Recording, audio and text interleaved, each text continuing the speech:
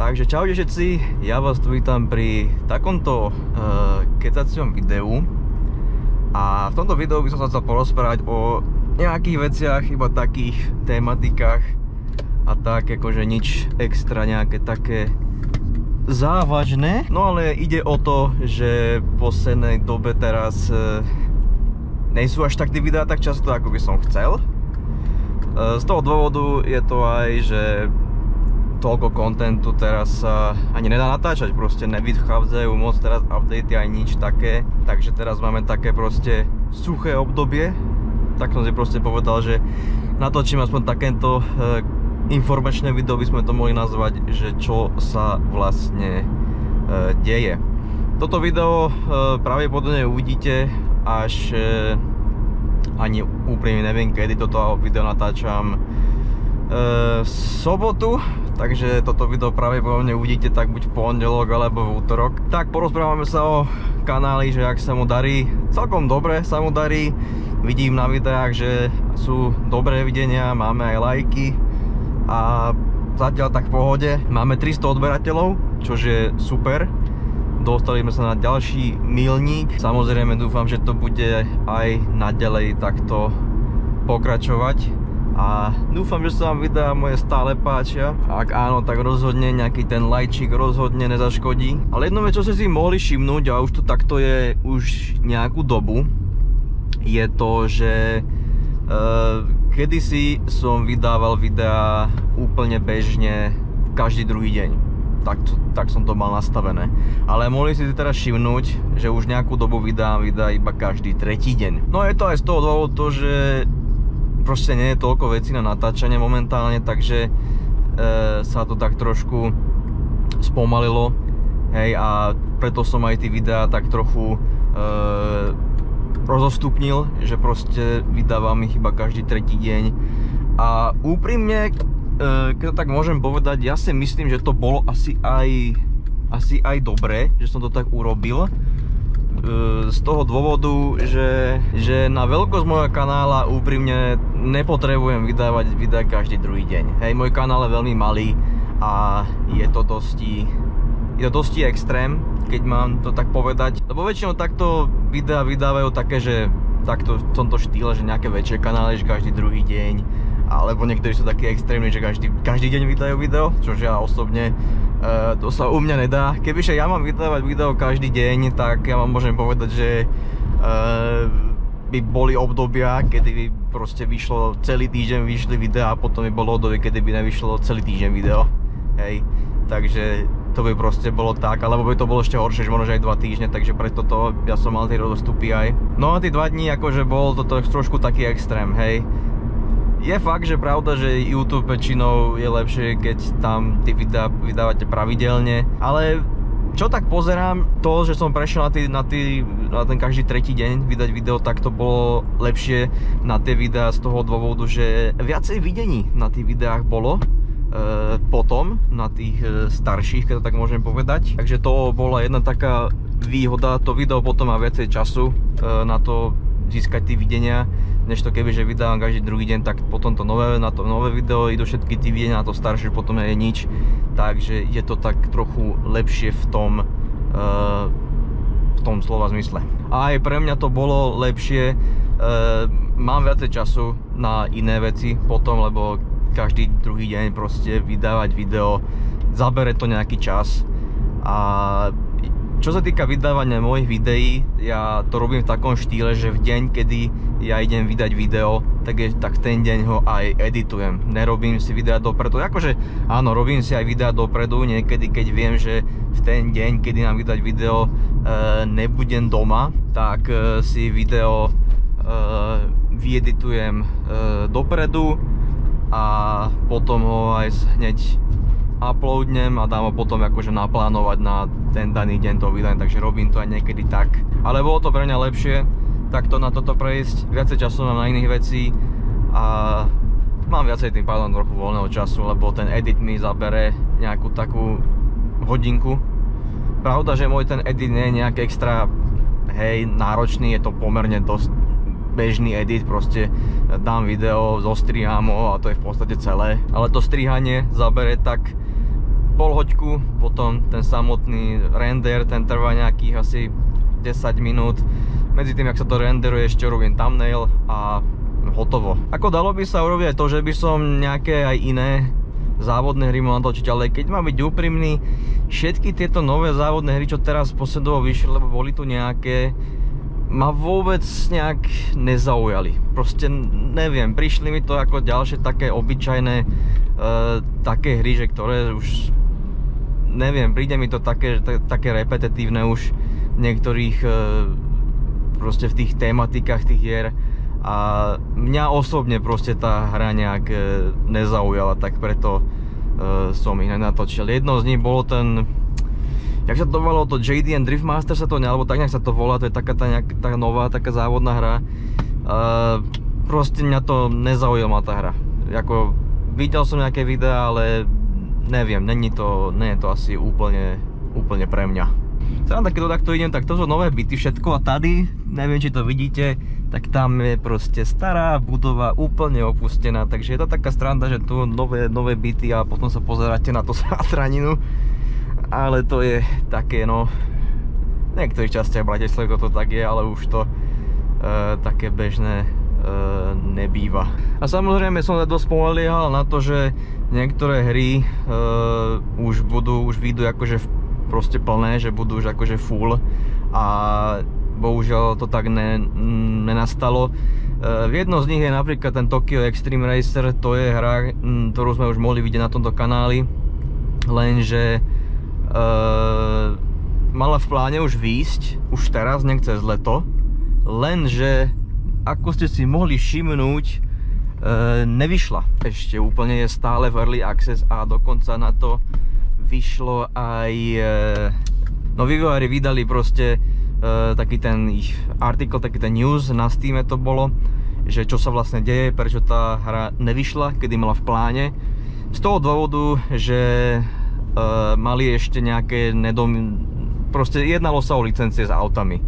A vie sa, že v tejto hre má byť aj Honda a vyzerá to tak zatiaľ, že to asi je tá automobilka, s ktorou ešte asi úplne nedoriešili tú licenciu, takže asi preto aj nakoniec tú hru delayli.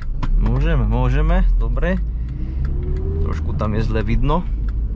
Tak preto vlastne aj tá hra ešte nevyšla, odložili to, myslím, že na nejaký, čo to bol, september asi, takže ešte nejakých pár mesiacov si musíme počkať na full release tej hry a no dúfal som v to, že vyjde tá hra teraz a mali by sme proste to čo točiť, by sme pokračovali ďalej tej sérii, ale bohužiaľ nestalo sa tak, takže čakáme ďalej. A čo sa týka nejakých terajších sérií, tak ste si mohli všimnúť, Forza v podstate skončila v úvodzovkách u mňa, lebo už žiadne nové auta nebudú a teraz nedávno aj bola dokonca Microsoft konferencia a neoznámili tam vôbec novú Forzu.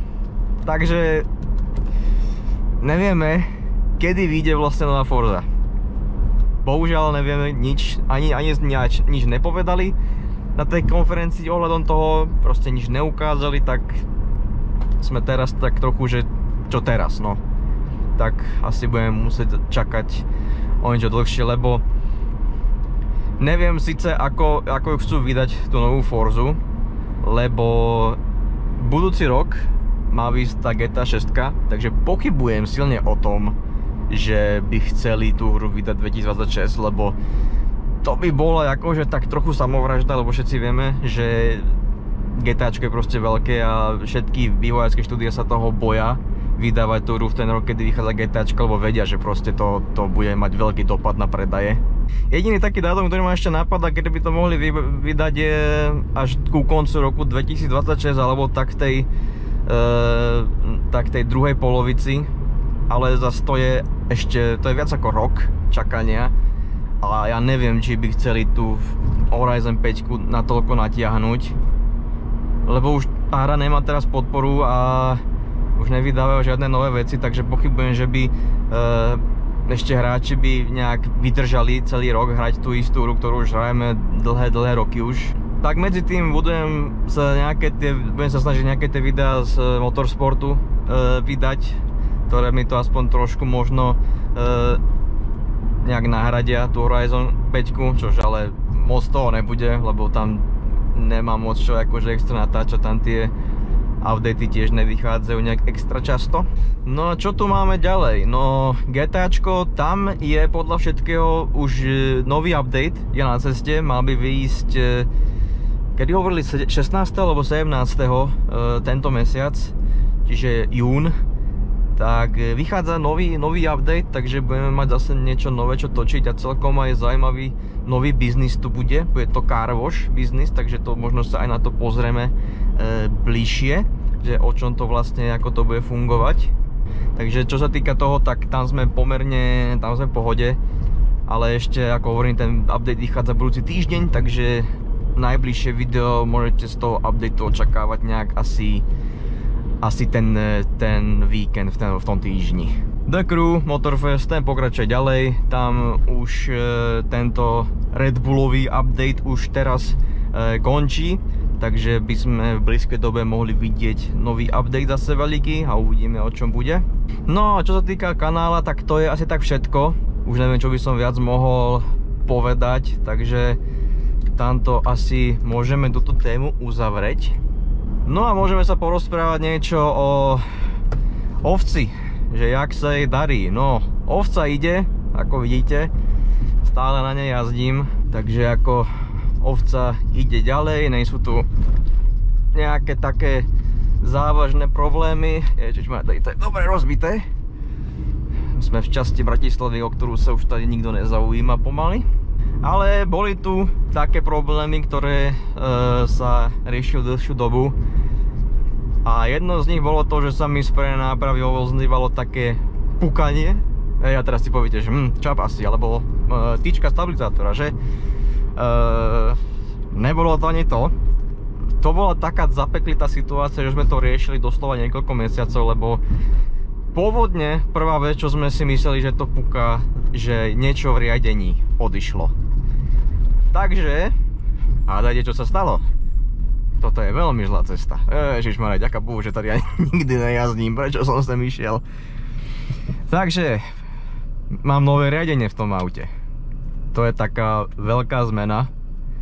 A to staré riadenie stále mám, to som si nechal, že keby dačo. Lebo neskôr sme zistili, že to nebolo tým, k tomu sa ale dostanem. Ale mám nové riadenie a môžem sa pýtať, či nejaká zmena nastala, čo sa týka nejak jazdných vlastností, prečo tí policajti musí ísť zrovna za mnou. Nejako nič sa nejak extra nezmenilo, stále to akože ten feel je ten istý, nejak sa to extra nezmenilo, furt to má takéto riadenie, také trošku tuhé, že cítite, že to je hydraulika. Ale jedna vec sa zmenila a to je to, že teraz keď napríklad parkujem alebo tak nejak, tak to riadenie je o dosť ľahšie. Akože viem ľahšie otočiť volantom, na tom staršom tam to ušlo pomerne tuho, že tam som niekedy aj dve ruky musel použiť, aby som vytočil to auto. Ale toto ide v pohode, takže to je asi taká jediná zmena, čo sa zmenila od toho, čo sme sem dali toto nové riadenie. No, ale ako hovorím, to nevyriešilo ten problém, tak sme si potom mysleli, že to normálne tyčka, normálne čo ide od volantu do toho riadenia, že tam to pône, búchoce. Lebo to bolo také búchanie, že toto si cítili vo volante. No, toto nebolo tiež. Boli to gumy na stabilizátore celú dobu.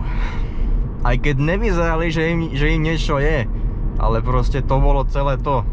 Čo som z toho tak pochopil, že čo mi povedali, že to boli asi tí gumy na stabilizátore, takže tí sa vymenili a búchanie je preč. Vec, ktorú sme riešili 3 mesiace, sme mohli mať vyriešenú hneď, kebyže zistíme niečo, čo to je. No ale to je život so starými autami, vám môžem povedať. A veľakrát som aj hovoril, že keby mal možnosť sa vrátiť v čase, tak vám môžem povedať, že asi by som si toto nekúpil. Sú dni, kedy naozaj ma toto auto štve a sú dni, kedy toto auto naozaj milujem. Takže bol by som rád, keby mám novšie auto, keď mám byť úprimný. Lenže nové auto budem musieť počkať ešte pomerne nejakú dobu, lebo budúci rok u mňa budú nastávať pomerne veľké zmeny, aspoň čo sa týka súkromného teda života. A samozrejme to ešte nie je úplne isté, či predsa len tie zmeny nastanú, lebo pri dnešnom svete tu sa mení situácia pomaly každý druhý mesiac, že čo sa deje. Takže uvidíme, a keď sa to teda podarí, tak možno až za 2 roky bude novšie auto. A hovoril som, že pozerám po tých trojkových Octaviách RS, tí sa veľmi zaujímavé, veľmi sa mi to auto páči. Konkrétne by som chcel, kebyže nájdem 230 model.